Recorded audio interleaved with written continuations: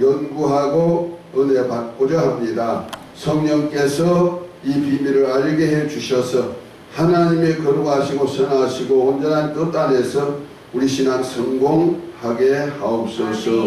오늘도 시종을 부탁합니다. 종의 입술에 김을 부으시고 말씀의 지혜와 지식과 능력 주시고 대언의 영으로 사용하여 주셔서 말씀을 전가하는 종이나 듣는 우리 모두가 한 성령 안에서 은혜로 충만케 하옵소서. 시종을 부탁하옵고 예수 그리스도의 이름으로 기도합니다. 아멘. 할렐루야. 아멘. 오늘 또 하나님의 나라 경전책 한번 있으시요? 보십시다. 지난번에 읽었던 것 다음으로 140페이지 보면은요, 제일 위에서부터 보겠습니다. 그가 쭉 141페이지 전반부까지 좀 읽을 건데요.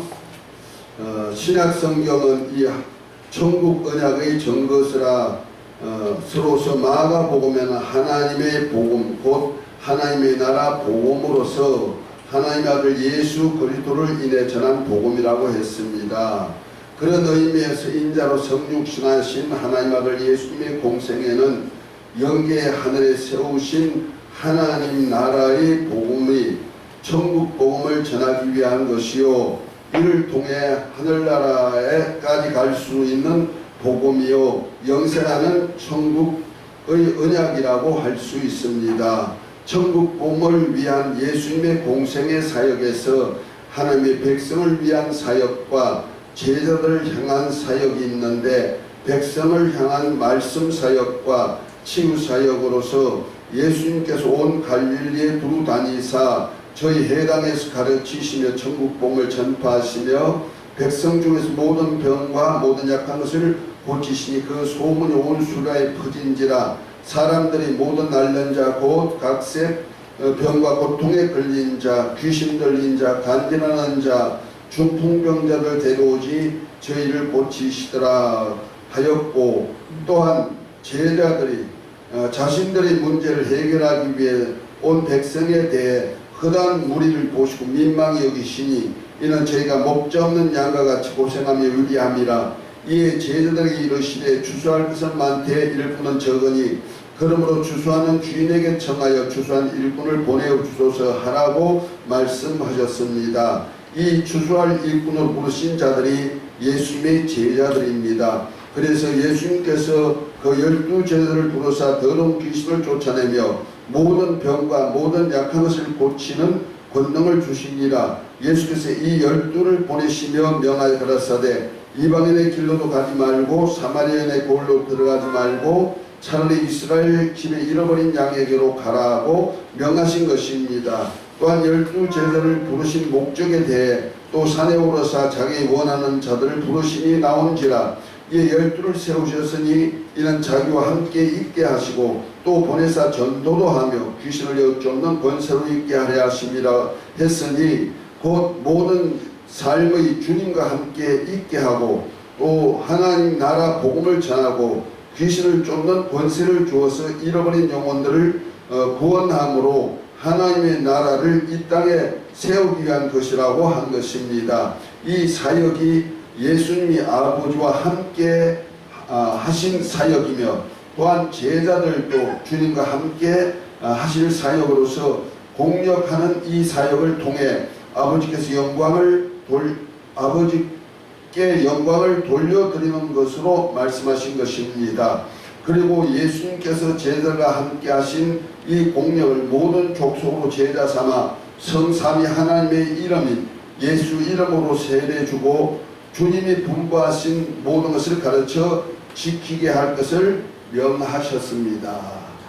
아멘. 여기까지 기준해 가지고 또 오늘 예수님을 통한 하나님의 나라 복음 곧 천국 언약에 대한 얘기를 이어갈 것입니다. 지난 시간에는 2시간을 통하여서 이제 여러 가지를 다 했습니다마는 첫째는 예수님이 이 땅에 오신 것은 하나님의 언약을 성취하기 위한 것이다. 그래서 구약시대 아담에게 했던 원시 언약도 예수님을 통해서 성취하시고, 그 다음에 아브라함을 통해서 언약하신 것도 예수님을 통해서 성취하시고, 그 다음에 이제 율법을 통해서 이스라엘 백성들과의 언약한 절기 언약을 통해서도 예수님을 통해서 성취하실 것에 대한 얘기를 했습니다.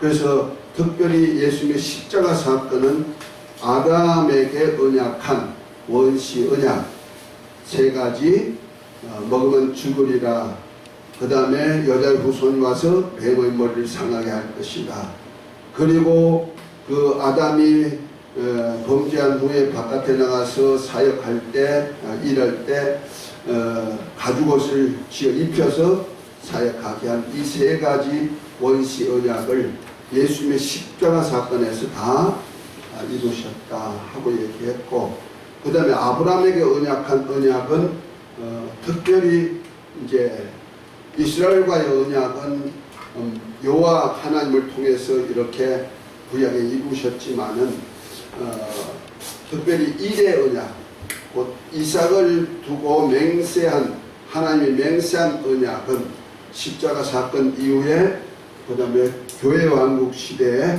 천하만민이 복을 받는 시대가 되고, 그 다음에 예수님이 재림하실 때는 대적의 문을 얻는 시대가 되고, 그 다음에 메시아 왕국 때는 이스라엘 나라를 회복해 가지고 하늘의 별처럼 바닷가 모래처럼 창대케 하는 역사를 펴는 시기로서 이루어 갈 것이다.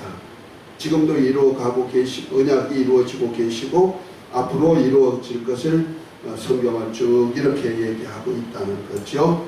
그 다음에 그 이스라엘과의 언약 속에서 절기 언약을 통하여서 이제 유월절, 그 다음에 무교절, 초실절, 그 다음에 50일째 되는 날 오순절, 이것은 예수님이 십자가 사건부터 시작해서 유월절 양으로 죽으심부터 시작해가지고 무교절날은 주님의 몸을 기념하기 위해서 무덤에 계신 데 있는 주님의 모금을 오실 날까지, 곧 무교병을 누룩이 없는 떡을 7일 동안 먹는데, 그것이 바로 7이란 하나님의 수, 완전수, 하나님의 뜻 안에 있는 수인데, 이것은 주님 오실 날까지 주님의 몸을 먹는 것을 기념하는 절기로서 완성되어 가는 것이고, 그 다음에 초실절은 예수님의 부활의 첫 열매가 되셨다.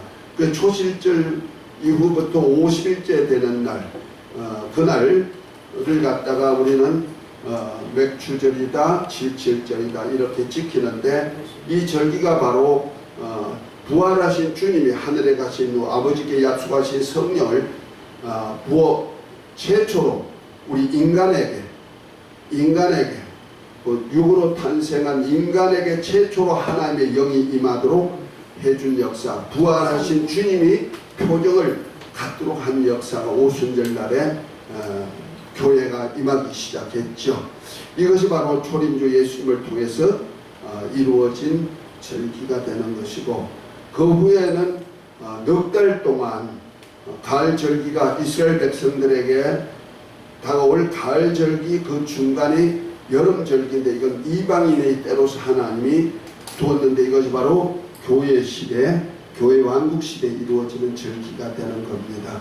이 절기는 넉 달 동안 이루어지는데, 예수님이 십자가 사건으로 하나님의 뜻을 온전히 이루신 후에, 그 다음에 주님께서 창세전에 그리스도 안에서 하나님의 아들들로 택정을 입은 사람들에게 그냥 복음 전에서 열매를 막 거두어들이는 그런 역사를 이루어가는 절기입니다. 그것이 제자들을 통하여서 예루살렘과 온 유대와 사마리아 땅 끝까지 주 예수의 복음을 전하여서 예수의 이름으로 세례받게 하고, 또 그들로 주님이 가르쳐서 군방 것을 지키게 하는 역사를 이루는 그 시기가 바로 교회 왕국 시대가 되는 겁니다.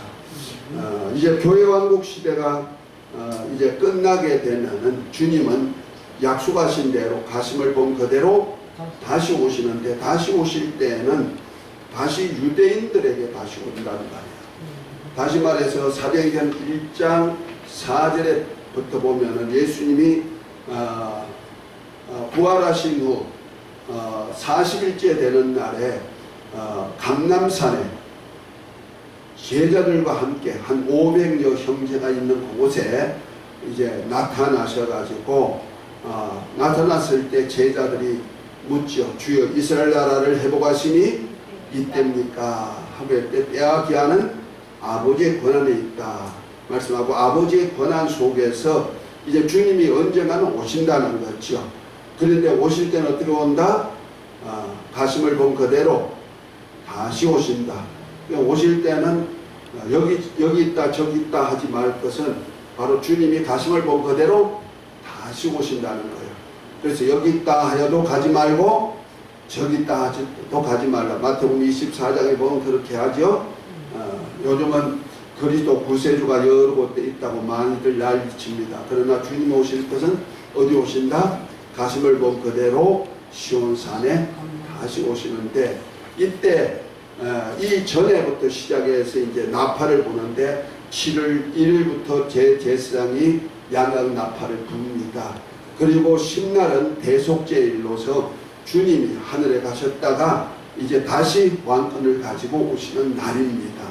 이날을 대속죄, 이날은 모든 죄가 영속되고 영원한 의가 일어나고 이상과 예언이 응하고 한상과 예언들이 응하는 그런 시대가 이루어지는데, 주님 오시면은요 다니엘서 9장 24절 말씀이 완성되죠. 그리고 기름 부음 받은 자가 이제 왕으로서 기름 부음 받은 역사가 일어나서 주님이 친히 왕권을 가지고 다스리는 역사가 있게 됩니다. 그리고 난 다음에 이제 주님께서 이 땅에다가 1000년 동안 메시아 왕국, 주님이 친히 다스리는 왕국을 세우시는데, 이것은 7년 환란 시대가 계시록에 나오는데요. 7년 환란 끝에서 전 3년 반, 후 3년 반이 있는데, 전 3년 반은 7 나팔 부는 심판, 후 3년 반은 7 대접을 쏟는 심판이 있는데, 전 3년 반 7 대접을 쏟는 마지막 대접 전에 6째 나팔을 불 때에 유브라데 전쟁이 일어나는 겁니다. 유브라데 전쟁에서 이스라엘 백성 중에서 입맞은 종들, 곧 이스라엘 12지파 중에서 하나님의 천사로 인해서 이마에 입맞은 종들 14만 4천, 모세와 엘리야 같은 사역을 가지고 전 3년 반 동안, 7년 환란 동안에 전 3년 반 동안에 모세와 엘리야 같은 사역을 하면서 예수님을 메시아라고 전거하던 그들, 즉 그리스도가 예배당을 세우고 성전을 세우고 그곳에서 예배를 다시 제사를 드리게 하고 마지막 전 3년 반 끝 한 달 전에 자기가 성전에 앉아 하나님이라 하니까 그때 두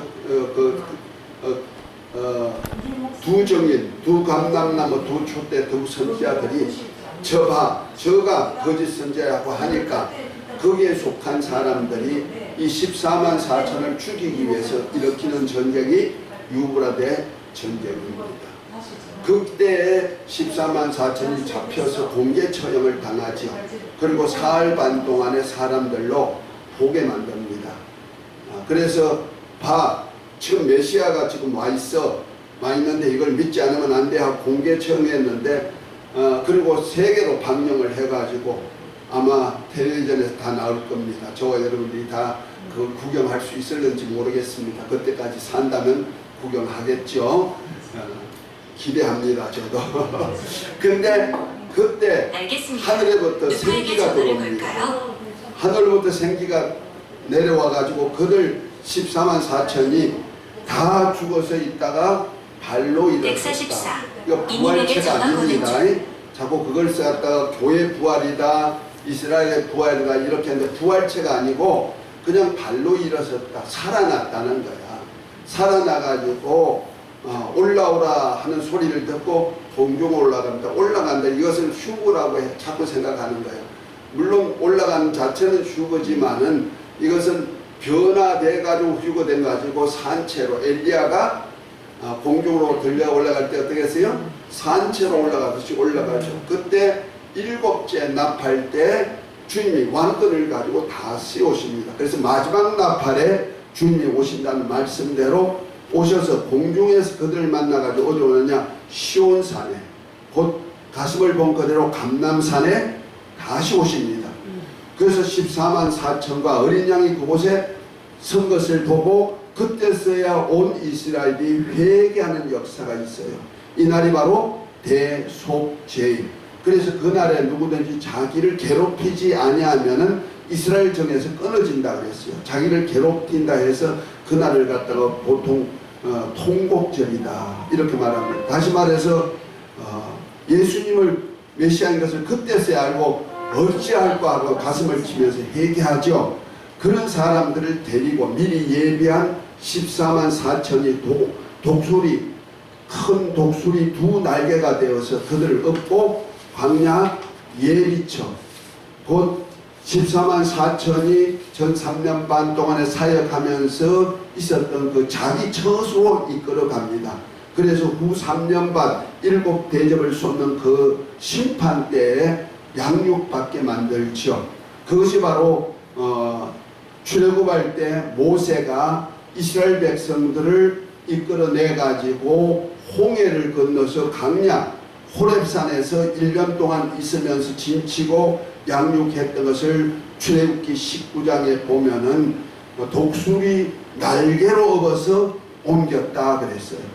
그러니까 모세가 이스라엘 출애굽해가지고 광야 호렙산 하나님의 산 앞에서 짐치고 살 때를 뭐 했다? 독수리 날개로 업어갔다 했지만은 이제 계시록 12장에는 큰 독수리 2날개라고 했어요. 한 날개가 아니고 모세는 한 날개였지만은 이제 말세는 2날개, 모세와 엘리야 같은 사역을 하는 둘을 통해서 그들이 선지자 14만 4천을 통하여서 광야로 가서 이스라엘 양육합니다. 그래서 혈육의 이스라엘이 거기서 후 3년 반 한란 동안에 살지요. 그 살았던 백성을 어디로 데려간다? 1000년 동안 메시아 왕국으로 데려가서 1000년 동안 자식을 놓고 사는데 이때는 후 3년 반 동안에 거의 이 땅이 폐허가 됩니다. 살 수 없는 땅이 된다는 말이야.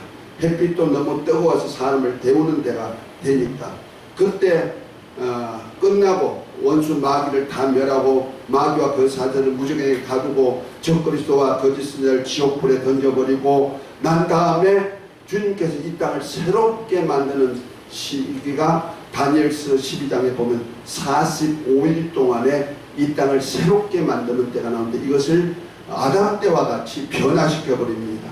이것을 희년이다 이렇게 표현하죠. 옛날같이 다시 돌이킨다는 겁니다.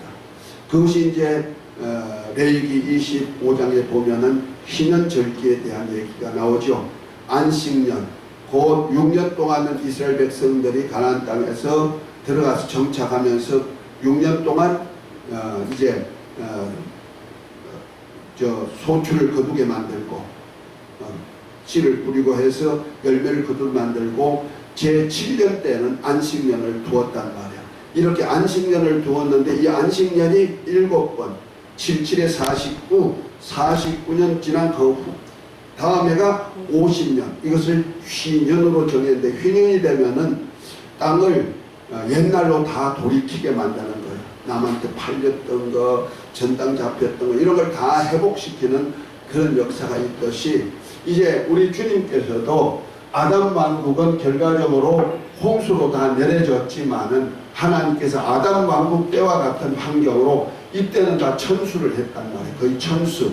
그래서 창세기 5장에 보면은 거의 800 몇십 년까지 생산하는 능력이 있었고 900 몇십 년 동안 무르셀라는 969세로서 살 정도로 이렇게 장수한 시대가 있었듯이 이런 시대로 다시 만드는 거예요. 이때는 홍수전이기 때문에 짐승들이 서로 양육강식이 없었단 말이야.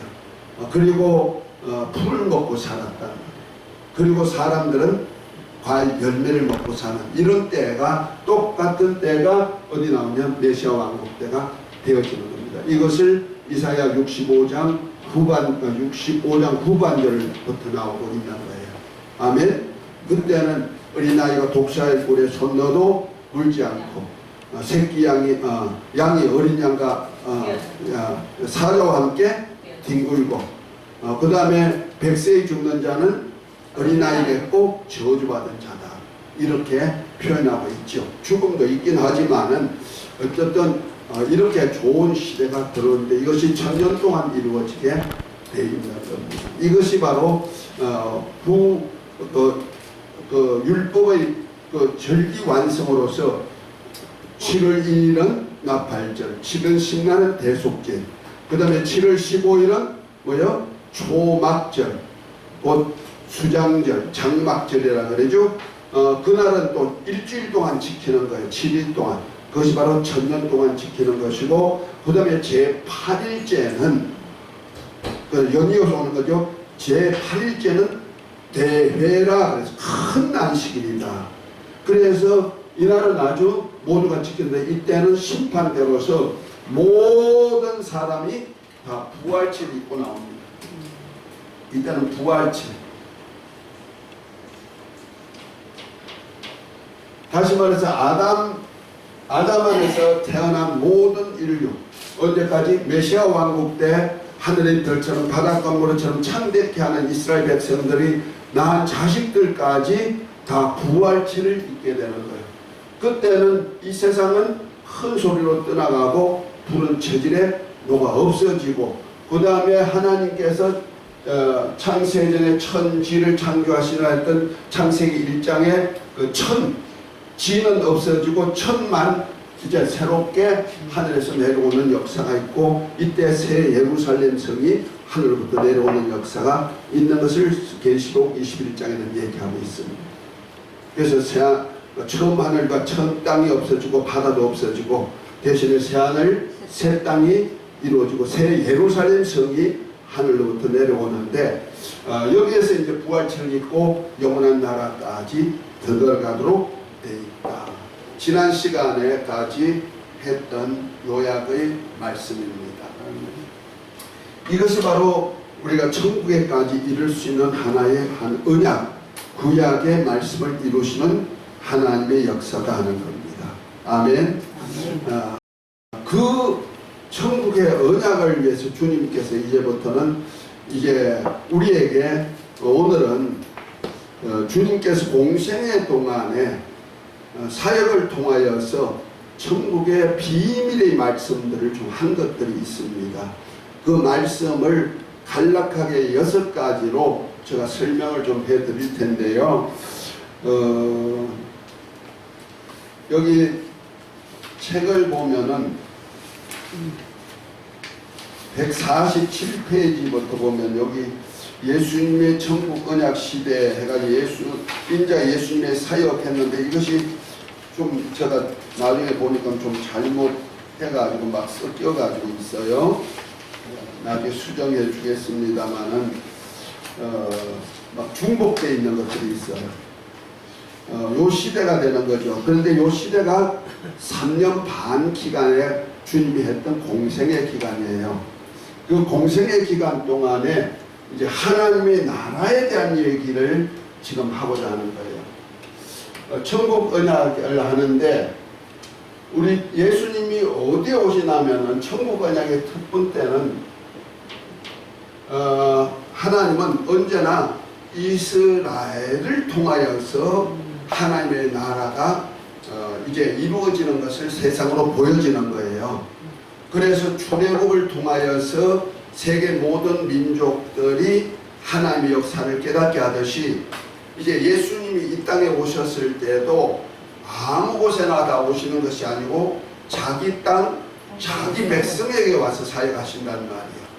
그래서 자기 땅 자기 백성에게 하신 말씀을 가장 정확하게 한 신약 성경이 있다면은 신약 성경의 복음서가 4가지죠. 마태, 마가, 누가, 요한복음이죠. 그런데 마태복음은 레이인 마태가 썼어요. 그 세리였죠. 그 마태가 제자로 부름 받아가지고 이 하나님의 비밀을 알았는데 레이 족속이니까 레이란 이름을 가졌으니까 레이는 그 하나님의 성전을 맡아서 일하던 족속들이잖아요. 집안들이잖아. 그러니까 하나님의 나라에 대한 글을 썼어요. 그래서 이스라엘 백성들에게 유대인들에게 전한 복음이 뭐냐면은 마태복음이에요. 마가복음은 하나님의 나라에 대한 복음이고 누가복음은 온 세계를 향한 복음이고 요한복음은 예수님이 태초부터 계신 그분이 이 세상 끝날까지 어떻게 우리와 언약했나를 예수님이 누구신가부터 시작해가지고 영원한 나라까지 이끌어간 주님에 대한 복음이고 이런 복음의 차이가 있는데 특별히 예수님은 나라를 위한 복음이 하나님의 나라를 위한 복음이니까 유대인과 관계된다는 말이에요. 이것이 마태복음과 관계가 되는 거예요. 그래서 마태복음 1장 첫 번째 보면은 예수님의 족보가 나오죠. 예수님의 족보가 나옵니다. 아주 중요한 얘기를 했죠. 이 족보에서 마태복음 1장 1절부터 23절까지 아주 잘 말씀하고 있는데 여자의 후손으로 오신 예수님을 표현하면서 그가 자기 백성을 뭐한다? 죄에서 구원해가지고 뭐한다? 임마누엘 하나님 함께 하고죠. 하는 자로 오신 분이 누구다? 예수입니다. 그러니까 자기 땅 자기 백성이 와서 자기 백성의 죄를 구원하러 오신 예수님을 소개하고 그 예수님이 자기 백성과 함께하러 오신 분이 바로 초림주 예수님이다 알려주죠. 천국 복음을 가지고 와가지고 제일 먼저 자기 땅 자기 백성에게 알려준 사역입니다. 두 번째는 예수님이 이 사역을 하면서 아까 읽었습니다마는 자기 백성들에게 와서 무슨 사역했습니까? 천국 복음을 전하고 모든 병과 모든 약한 것을 고치는 가르치시고 천국 복음 전하시고 모든 병과 약한 것을 고치는 사역을 했단 말이에요. 그 사역은 자기 백성과 함께 하기 위한 거죠. 그 다음에 또 두 번째는 제자 삼는 일을 했다 그랬어요. 그 제자들에게는 주님께서 이제부터 천국에 갈 수 있는 기초적인 사역을 말씀하신 말씀이 있어요. 그러니까 주님께서 하신 천국과의 약속에서 가장 기본적인 것이 산상수훈이에요. 마태복음 5장부터 7장까지죠. 그래서 제일 먼저는 뭡니까? 복 있는 사람이 누구냐 하면서 천국에 대한 언약을 하기 시작합니다. 복은 천국에 대한 복의 언약하면서 생활을 이렇게 해야 된다 하면서 결국 마태복음 7장 21절에부터 보면 뭡니까? 나더러 주여 주여 하는 바다 다 천국 갈 것이 아니고 내 아버지 뜻대로 행하는 자라 들어가는. 여기서 가르쳐 주고는 하는 첫 번째가 뭐냐? 성부 하나님의 뜻이 무엇인지를 알아야 된다는 거죠. 두 번째가 뭐냐? 이제 나더러 내가 주의 이름으로 선자 노릇하고 귀신 쫓아내고 능력 행하이다 할지라도 불법을 행한 자라 나를 떠나가라 하리라 한다. 이게 법이 있다는 거죠. 그러니까 법대로 사는 법을 가르쳐 준 것이 바로 산상수훈이라는 거예요. 그래서 요것을 기초로 해가지고 하나님의 뜻과 하나님의 법을 법대로 사는 지켜 살 수 있는 말씀이 뭐다? 산상수훈이라는 거죠. 그래서 산상수훈에서 주기도문은 하나님의 나라에 대한 기도를 하게 한다는 것이라면은 그 다음에 뭐 율법을 말하면서 어떻게 살아라, 구제는 어떻게 해라, 기도는 어떻게 해라, 이런 것들이 다 뭐요? 하나님의 정하신 법대로 사는 법을 알려주는 그런 역사를 했죠. 그리고 난 다음에 집을 짓는데 뭐요?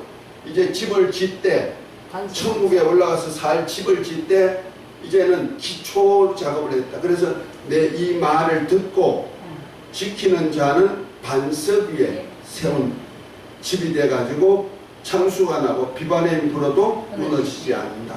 그러나 말씀을 지키지 않으면 뭔다? 나중에 무너져 없어진다. 이렇게 표현하고 있잖아요. 그러니까 이 신앙의 기초, 그 천국에 이를 수 있는 기초적인 기초를 닦는 것이 산상수훈이다. 아멘. 그래서 제자들로 하늘나라를 유업받을 제자들, 새 예루살렘 성에 신부된 교회를 만드는 그들로 제일 기본적인 신앙 교훈이 뭐다? 산상수훈이다. 그러니까 천국의 복음을 듣고 복음을 가지고 사는 사람은 산상수훈의 기초가 되지 않으면 안 된다는 거예요. 우리는 보통 기초 없이 그냥 이거 제쳐버리고 꼭 그렇게 살아야 돼. 그래 놓고는 그냥 내가 주에 열심히 하고 뭐하면 하늘날 유업받지 안 된다는 거죠. 요 기초 위에다가 세워야 공력이 없어지지 않고 보존된다 하는 거예요. 아멘. 그래서 산상수훈은 우리가 참 기담아 들어야 됩니다. 저도 산상수훈에 대한 책을 써난 것이 있는데 시간상 내가 아직까지 다 드리지 못했습니다만은 앞으로 좀 읽어보는 것도 굉장히 유익이 될 줄 압니다. 두 번째는 제자들에게 이제부터는 뭐였냐면은 이제 전도에 대한 교훈을 한 적이 있어요. 예수의 교훈이. 그다음에 선교 교훈을 했어요. 마태복음 10장이죠. 10장에 보면은 예수님께서 12제자들에게 추수꾼으로 세워가지고 12제자들에게 귀신을 쫓아내며 모든 병과 약한 것을 고치는 권능을 주어가지고 너희가 이방인의 길로도 가지 말고 사마리아인의 골로도 가지 말고 차라리 이스라엘의 잃어버린 자, 이들로 어디 갔다? 잃어버린 자에 갔다. 잃어버린 자. 이들이 누구냐? 잃어버린 자를 찾아가라는 거죠. 그래서 하나님의 백성으로서 잃어버린 자가 있다는 거죠. 이것이 바로 누구냐면 누가복음 15장에 보면은 잃어버린 자가 나옵니다. 그 잃어버린 양, 그 다음에 뭐가 있어요? 양, 그 다음에 여자가 드라크마를 잊어먹었죠? 그 다음에 또가 나옵니까? 두 아들 나오죠? 두 아들 중에 누구야? 탕자. 돌아온 탕자에 대한 얘기. 그러니까 잃어버린 아들, 잃어버린 여자, 여자는 이 교회입니다. 교회. 양, 이건 백성입니다. 그러니까 백성 중에도 잃어버린 자가 있단 말이야. 잃어버린 양. 이를 위해서 하늘에 회개할 것 없는 99을 부려두고 와가지고 이제 한 죄인 하나가 회개하도록 하는 역사를 주님이 펴러 이 땅에 오셨다는 거죠. 또한 하나님의 교회, 곧 이스라엘이죠. 이스라엘이 잃어버린 것이 있다. 10드러커마 줬는데 이 10드러커마 중에 하나를 잃어버렸단 말이야. 이 여자가 이거 잃어버리면은 결혼을 못해. 약혼을 했어. 약혼을 한 조건이 뭐냐? 10드러커마를 지켜라는, 보존하라는 거예요. 그런데 이스라엘에게 10드러커마를 줬는데 한 드러커마를 잊어버렸어. 그러니까 이 여자가 한 드러커마를 잊으면 신랑이다 할 땐 못 맞이한다는 말이야. 그러니까 이 드러커마를 찾느라고 부지런히 쓰다가 찾은 적 기뻐했는데 죄인 하나가 회개하면 이와 같이 기뻐하리라. 이렇게 표현하고 있는 거예요. 그러면 여기 뭐냐면 10드러커마 뭐냐면 계명이에요. 10계명이에요. 10계명 중에 하나를 잃어버렸다 이 말이요. 10가지 계명 중에 하나를 잃어버렸는데 이 하나까지도 다 지켜야 된다. 그래서 우리 주님은 뭐라면 내가 율법이나 선지자를 폐하러 온 줄 아느냐? 아니다. 그러면서 하신 말씀이 뭡니까? 작은 것 하나라도 지키고 가르치는 자는 천국에서 크다 이를 그런 것 같지만은 작은 것 하나도 가르치지 아니하는 자, 또 지키지 않은 자는 천국에서 적다. 그러면서 너희 의가 바리새인과 세리간보다 더 낫지 못하면 결단코 천국에 올 수 없다 할 정도로 율법을 완전케 하는 역사를 이룬단 말이에요. 이것이 바로 주님과 결혼할 수 있는 신부가 되는 역사가 이루어지는 거예요. 이 열 드라크마 비유가 바로 그런 비유예요. 그 다음에 두 아들 중에 돌아온 탕자 있죠. 이 탕자는 원래 아버지 것을 다 상속받을 권리가 있어서 상속을 먼저 똑똑하니까 아버지 내 것 주세요 가가지고 허랑방탕했단 말이야. 또 잃어버린 자가 있다. 누구와 같은 자? 삭개와 같은 자. 성경 마태복음 누가복음 19장 지난번에 내가 삭개오 얘기했죠. 삭개와 같은 자는 잃어버린 자라고 보면 되는 거예요. 이스라엘에서 잃어버린 자가 되는 거예요. 그러니까 아들들이 될 수 있는 길, 곧 아브라함의 후손이 될 수 있는 그런 길을 놓쳐버린 사람들이 있다는 거예요. 그들에게 가지고 복음을 전했는데 이것이 주님 당시에는 누가 있을까요? 아리마대 요셉과 같은 사람, 또 누구입니까? 니고데모 같은 주님의 제자가 된 율법사도 있죠. 그런 사람들이 다 뭐요? 아들들이 될 수 있는 권리가 주어지는데 이것이 바로 이방인과 또한 이스라엘과의 하나의 비유도 감당할 수 있는 그런 일을 한다. 그러니까 성교 교훈이 있단 말이에요. 이것을 가르쳐 지키게 하라는 거예요. 그런데 사람들은 이 복음을 잃어버린 양을 찾아가지고 다니는 복음을 잘 전하지 않거든요. 이걸 위해서 주님께서 제자들을 몰아가지고 이방의 왕들 앞에 서기도 만들고 고난도 받게 만들고 그런 사역을 하는데 그렇게 한 이유가 뭐냐? 바로 그곳에 가서 주님의 이름을 나타내기 위한 역사란 말이야. 그런데 사람들이 그 복음 전하는 것을 부끄러워하는 사람들이 있어요. 그래서 주님께서 하신 말씀이 이런 얘기가 있습니다. 마태복음 10장을 한번 볼까요?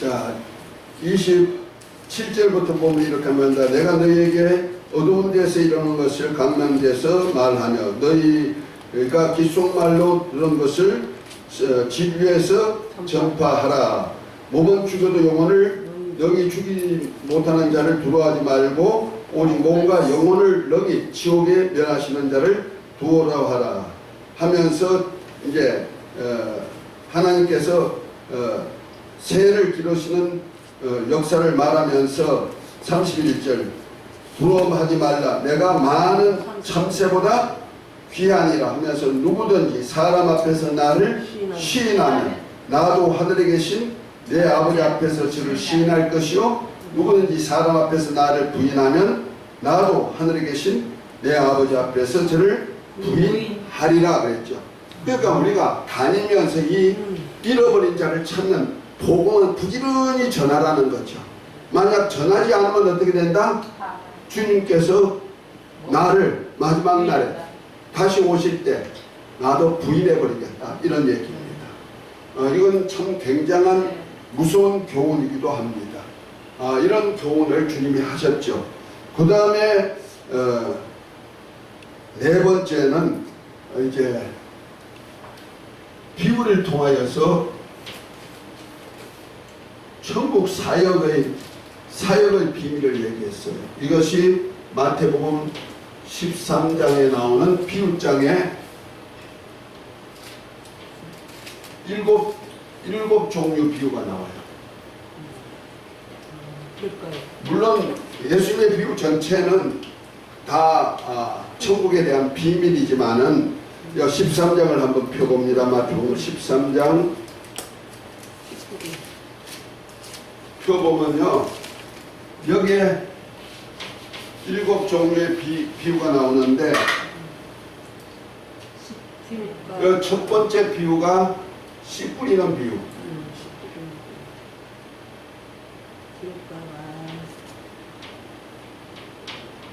두 번째 비유가 곡식과 가라지 비유. 세 번째가 겨자씨 비유. 네 번째가 무슨 비유죠?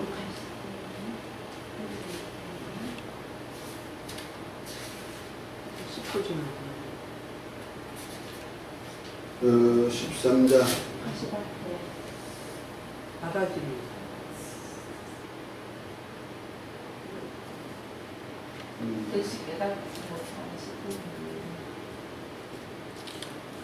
갑자기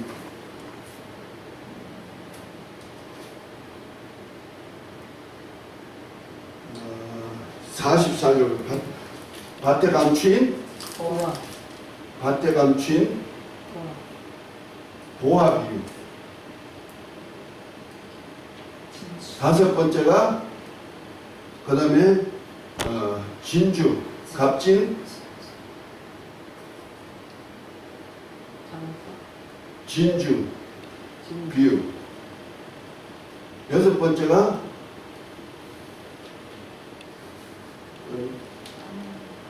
아니 그 앞에 빠진 거 있는데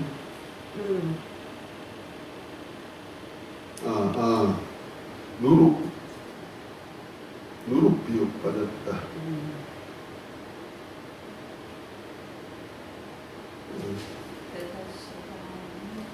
겨자씨 비유 다음에 누룩 비유. 죄송해요. 겨자씨 누룩 새말 속에 누룩 비유. 가루 새말 속에 누룩 비유. 부풀기한 누룩 비유. 다섯 번째가 뭐랬죠? 밭에 감추인 보화 비유. 여섯 번째가 진주 비유. 일곱 번째가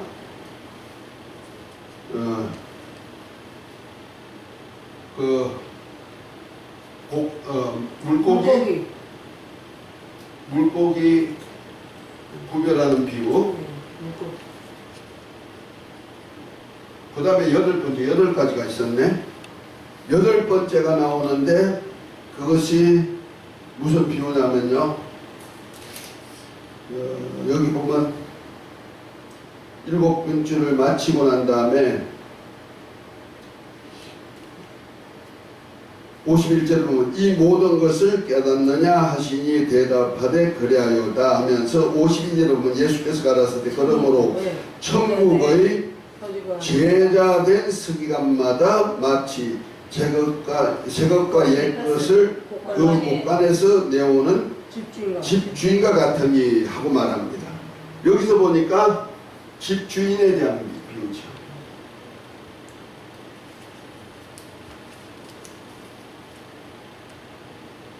자, 이 8가지가 바로 천국에서 얻어질 영광의 비유가 되는 겁니다.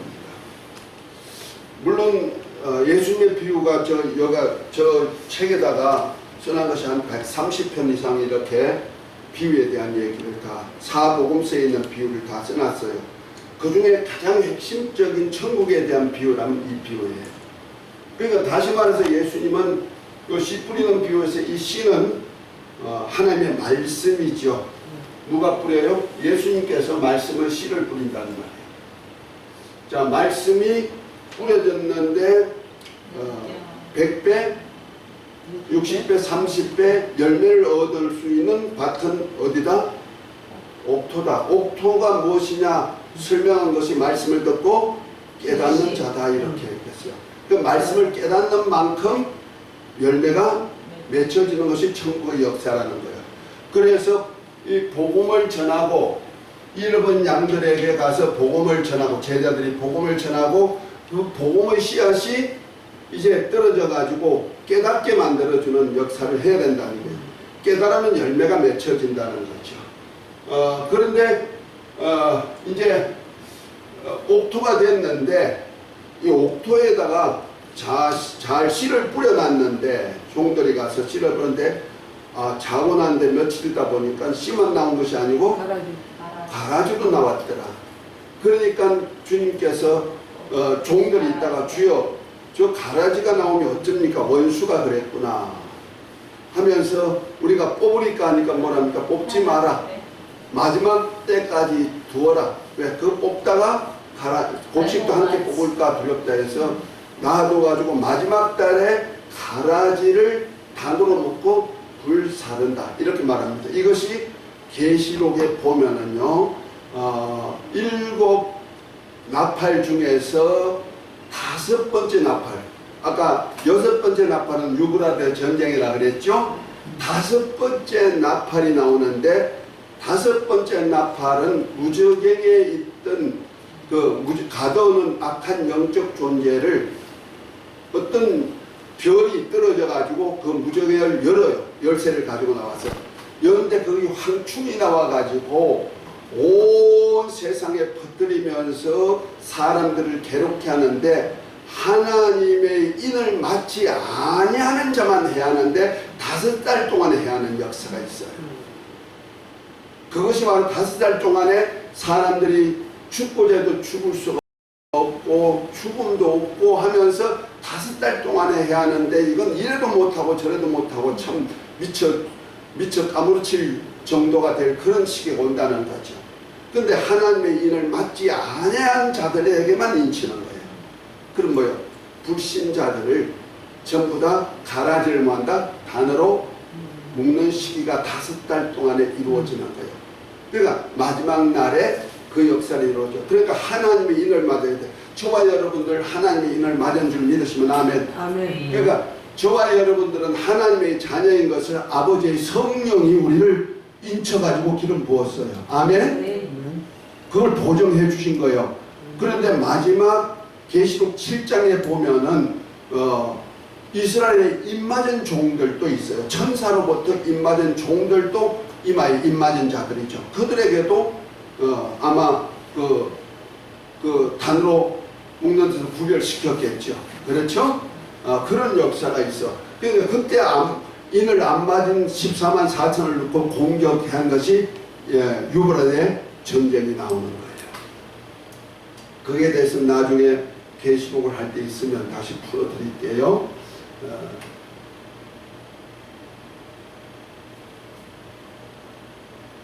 어디가 하더라고요? 가라지. 그 다음에 겨자씨 비유. 자, 천국은 마치 자기 체전에 가까심은 겨자씨 하늘과 같으니 그랬어요. 다시 말해서 하나님의 나라의 밭에다가 작은 씨앗을 하나 딱 뜨는데 그 하나님의 말씀을 받은 사람이 그 하나님의 나라 역사 속에 딱 심겨지는 순간에 커가지고 뭐가 되고 큰 나무가 되고 가지에 새들이 깃들 정도로 된다. 그 새들은 원래 여기 씨 뿌리는 비에 보면은 길가에 떨어진 씨 말씀을 듣고 깨닫지 못할 때는 새들이 와서 먹어버린다. 원수가 먹었다 그러죠. 원수 집안 식구들까지 가지에 거할 수 있도록 포용할 수 있는 역사가 나타난다는 거예요. 천국에 대한 역사. 그러면서 또한 가루 서말 속에 누룩을 넣어가지고 전부 부풀게 한 누룩과 같아. 누룩이 적은 것이지만 가루 서말 3자는 하나님의 수가 되기도 하지만은 우리가 보통 하루에 이 음식을 먹을 때 하루를 3끼를 먹는 것을 기준으로 시키거든요. 그러니까 빵을 만드는데 그 속에다 누룩을 넣어가지고 부드럽게 하는 역사가 있죠. 그 누룩이 안 들어가면 딱딱해. 근데 누룩이 들어가면 부풀죠. 이와 똑같이 여자가 음식할 때 누룩으로 표현했는데 이것이 바로 예수님의 교훈, 곧 주님의 말씀이죠. 말씀 교훈. 들어가면은 자꾸 부풀게 돼 있다. 나도 변화되게 돼 있다. 이런 얘기 있죠. 겨자씨는 세계로 복음이 전해져 세상을 포용할 수 있다. 그 다음에 누룩은 뭐야? 가루서말 속의 누룩은 나를 변화시켜서 하나님 보시기에 부드러운 사람, 온유하고 겸손한 자가 되게 만든다 하는 얘기 있죠. 그 다음에 5번째 밭에 감추인 보화, 그 다음에 진주. 이것은 자기 소유를 다 팔아가지고 살 정도로 이 귀한 것을 발견했다는 거죠. 보통 이것을 보화와 진주를 누구로 표현하면 예수님을 표현하는 사람들이 많아요. 그래서 우리가 이걸 사기 위해서 어떻게 된다? 너 있는 소유 다 팔아가 사. 그러죠. 그렇게 할 수 있는 자들이 있어요? 발견해도 못해. 부자 청년 얘기 있죠? 참 힘드는 거야, 그거가. 예. 근데 그렇게 하라고 하면은 아마 할 사람이 별로 없어. 이 얘기는 뭐냐면은 같은 세상이야. 보아는 누구냐? 하나님의 나라의 아들들이에요. 곧 제자들이에요. 제자들. 자, 예수님이 오셔서 3년 반 동안에 한 일이 뭐요? 제자 삼는 일을 했다 그랬죠? 그 제자들을 발견한 거야. 자기 원하는 자를 불러가지고 제자 삼는 일을 했는데, 자, 이들을 내가 내 소유로 만들어야 되겠다. 누가 작정하셨어요? 하나님이. 그래서 세상 밭에다가 제자란 보화를 발견하고 예수님이 십자가에 달려 죽으시고 자기 핏값으로 그들을 사버린 거예요. 아멘? 자기 소유를 다 팔아가지고 그 밭을 사서 누구 소유가 됐다? 주님의 소유가 됐단 말이에요. 그래서 우리를 피로 사서 하나님께 드려서 나라가 되고 제사장이 되고 땅에서 왕이 되게 만드는 역사를 했다는 거죠. 아멘? 그러니까 우리가 예수님이 보화든지 진주가 아니고 우리 제자들이 보화하고 진주라고 주님은 발견했다 이 말이에요. 이 땅에 와가지고. 할렐루야. 발견해가지고 뭐 했다? 주님이 모든 소유를 다 팔아가지고 그걸 샀어. 또 극히 값진 진주, 그 중에도 제자들 중에도 극히 값진 진주가 있어. 누굴까? 12제자 중에 가론유다는 예수님을 팔았어. 그럼 11제자가 있죠? 11제자 중에 주님이 가장 가까운 제자가 있었어.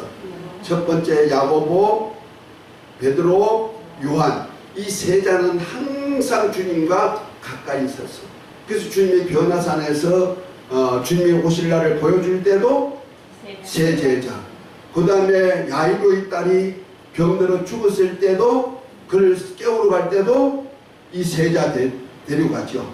그 다음에 예수님이 마지막 십자가에 달리기 전에 겟세마네 동산에서 기도하러 가실 때도 11제자가 다 갔지만은 그 세 제자만은 예수님과 가장 가까운데 가서 그 소리를 다 듣고 그분이 땀을 흘리는데 떨어지는 땀방울이 핏방울 같은 모습까지 볼 수 있는 근처까지 가게 했던 그런 제자, 세 제자가 있었어요. 그 중에 야고보는 첫 번째 제자들 중에서 첫 번째로 순교한 제자죠. 사역하자마자 오순절 성령 임하고 얼마 안 돼가지고 제일 먼저 순교한 자가 됐죠. 야고보. 베드로는 교회 세우는 일에 1등 공신이었죠. 주의 몸된 교회. 그 다음에 요한 사도는 요한복음을 비롯해서 요한계시록까지 천국의 비밀들, 예수님에 대한 시관 비밀들을 다 백성들에게 알려준 자죠. 아멘? 이러한 자는 뭐와 같아? 진주란 말. 극히 값진 진주란 말이에요. 그래서 야고보 같은 제자는 빨리 순교했지만 첫째 부활의 영광에 참여해가지고 왕같은 자로 그리스도와 더불어 1000년 동안 왕노릇 할 수가 있는 자가 되고, 교회는 신부라 그랬죠. 새 예루살렘을 성을 만드는 작업을 할 수 있는 자들이 있죠. 그리고 요한 사도와 같은 자는 하나님의 경륜을, 하나님의 역사를 다 설명해 줘가지고 교회를 깨우는 사역, 하나님의 장래 일을 다 비밀을 말씀할 수 있는, 정말 하나님의 뜻을 다 알고 뜻을 그대로 전한 종이 되었단 말이에요. 이것은 극히 강주 진주죠. 그러니까 자기 소유를 다 팔아샀는데 하나님 아버지까지 계실 수 있는 그런 역사를 이루어간다. 아멘. 네. 그러니까 주님이 하신 사역 하나하나, 말씀하신 사역 하나하나가 천국에 대한 약속이고 비유란 말이에요. 그 다음에 물고기. 자, 이 제자들로 이제 세상 바다에 가가지고 그물을 내려. 그물을 내가지고 고기를 가득히 잡아왔는데 그 중에 어떡한다? 좋은 고기는 거리지 않고 나쁜 고기는 버려버린다. 이렇게 말합니다. 그러니까 우리가 교회라는 건물을 쳐요. 세상에다가. 교회를, 제자들로 교회를 세우게 해가지고 교회 안에다가 건물을 쳐 가득가득 채워지면 어떻게 된다? 이제 건물을 거둬들여 주님 오실 때가 됐는데 이제부터는 교회 안에 좋은 것은 거둬들이고 나쁜 것은 버려두는 역사가 있는데, 그것이 계시록 14장에 보면은 인자 같은 이가 낫을 가지고 그 후삼년반 대환란 오기 전에 하액전에 낫을 가지고 곡식을 거둬들이는 역사가 있어요. 그러니까 알곡추수예요. 알곡과 쭉정이 중에 알곡추수하는 역사가 있단 말이야. 그러나 이제 포도송이 곧 음녀의 포도주에 취한 그 종을 섬기는 교회, 그 교회에게는 천사가 낫을 가지고 거두어 들어가지고 그냥 포도주 틀에 들어서 밟는 역사가 있죠. 그런 역사를 이루는데 이것이 나쁜 고기가 되는 거예요. 그러니까 좋은 고기는 그리스도 않고 마지막 때 나쁜 고기는 버려두어서 밟히게 만든다. 이런 역사가 있어요. 그 다음에 마지막으로 하는 얘기가 이제부터는 어떻게 되느냐. 이들이 만약 제자들로서 이런 일을 다 했으면 어떻게 되냐. 이제부터 깨달았으면은 너희는 뭐냐. 이제 집의 주인이다. 주인이 되기 때문에 옛 것과 새 것을 곶감에서 마음대로 꺼내가지고 너 쓸 수 있는 자격을 주겠다 하는 얘기. 할렐루야. 그러니까 이러한 하나님의 말씀을 다 깨닫는 자에게는 뭐야? 옛것 구약 성경도 이렇게 풀어가지고 알 수가 있게 만들어서 양육하게 만들던 하는 역사도 있지만 새 언약도 깨닫게 해가지고 이렇게 풀어서 마지막 날에 정말 많은 자들에게 그 때를 따라서 집사람을 맡아가지고 양식을 나눠줄 종이 되는데, 이들이 뭐냐? 제자된 서기관이다 그랬어요. 제자면서 또한 가르치고 말씀을 전하는 서기관이 되어서 일할 수 있는 종들이다 이렇게 말합니다. 아멘. 결과적으로 우리 주님은 집 주인이 돼가지고 때를 따라서 그 집 사람들에게 양식을 나눠줄 종들까지 만드는 작업을 누가 했다? 주님이 초림주로 오셔서 하시는 사역을 했다는 거예요. 아멘. 오늘 여기까지 이제 했는데 요만 알고 간단하게 또 마지막으로 두 가지만 더 하겠습니다. 그 다음에 다섯 번째는 위선자. 다시 말해서 뭡니까?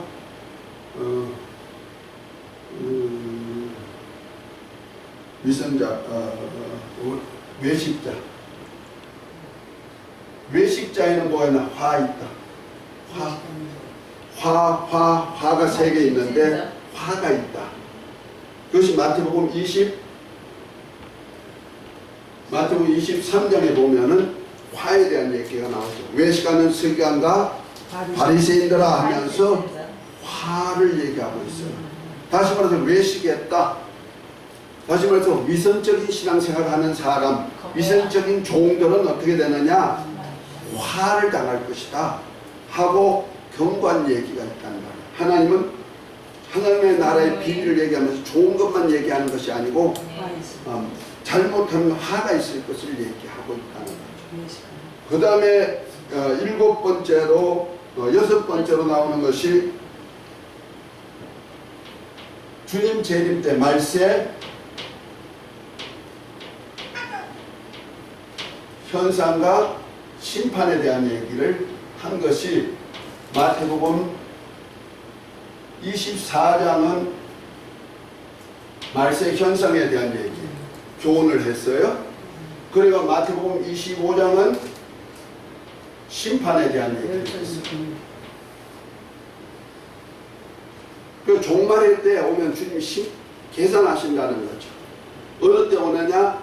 말세가 되면 이때 오는데 교회 말세가 이때 현상이 계시록 6장에 보면은 7인 중에 6째 인까지가 바로 교회 시대 마지막에 나타나는 시대가 나오는 거예요. 그래서 거짓 그리스도, 거짓 선지자 하면서 쭉 이렇게 쭉 나오고 있습니다. 자, 그리고 난 다음에 심판이 오는데 이 심판의 때에는 어떤 일이 나오느냐? 열처녀 비유, 또 어떤 비유가 나오죠? 달란트 비유, 그 다음에 양과 염소 비유. 심판대에 대해서 이렇게 얘기하고 있다는 거예요. 이것이 다 우리 주님께서 천국 복음을 전하면서 천국에 대한 하나의 유대인들에게 하나님의 나라를 세우러 오신 자기 땅 자기 백성에게 와가지고 자기 백성들에게 천국의 역사를 이렇게 펴갈 것이야 하고 주님께서 마태를 통하여서 마태복음을 쓰게 했고 그 마태복음에서 나오는 비밀을 이렇게 얘기하고 있고 마지막 결론이 바로 제자 삼으라. 언제까지? 주님 오실 그날까지. 이렇게 해서 이러한 것을 알리셔서 제자 삼는 일을 이렇게 하게 하시는 겁니다. 아멘. 자, 오늘은 좀 복잡하지만은 이 마태복음을 통해서 주님은 하나님의 나라 자기 땅 자기 백성에 와가지고 마태라는 사람을 통하여서 제자를 통하여서 주님의 비밀에 대한 천국에 대한 비밀을 이렇게 요약해서 마태를 통해서 쓰게 했다는 거죠. 아멘. 자, 좀 어려운 차원이 조금 높은 건데 여러분들 좀 깨닫고 앞으로 연구 좀 더 하시기를 바랍니다. 할렐루야. 우리 주기도문하고 마치도록 합니다.